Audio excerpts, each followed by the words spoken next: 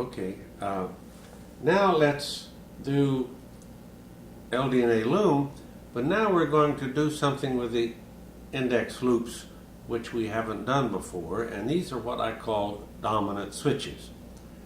You can, with an LDNA loom, this is an LDNA loom, a left LDNA, if you use a left dominant switch, which would be to take the left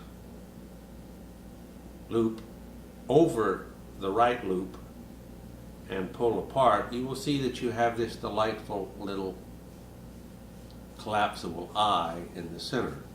And that becomes a design motif that you can then use, say, the inuit net from the beginning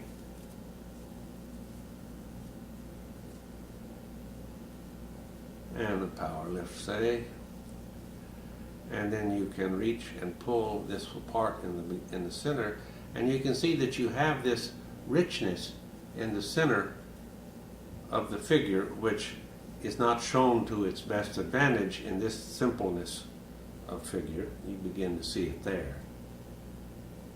But you can play with it in more interesting ways. Notice these diamonds on either side.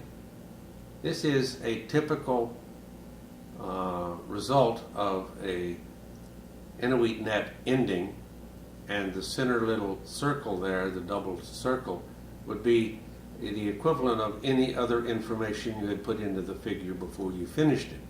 I like these endings over here, and you will see in my more elaborate figures it occurs again and again and again. But again, it's a left dominant switch on the index with an LDNA opening and an inuit figure made. You might ask yourself, what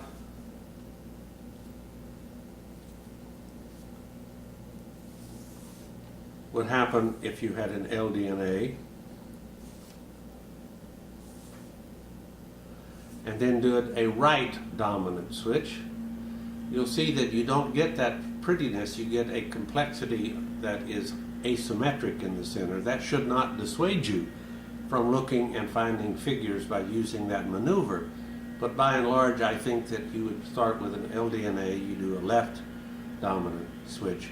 If you started with an RDNA, you would do a right dominant switch so that you could have that interesting complexity in the center. You see that that is certainly not symmetric.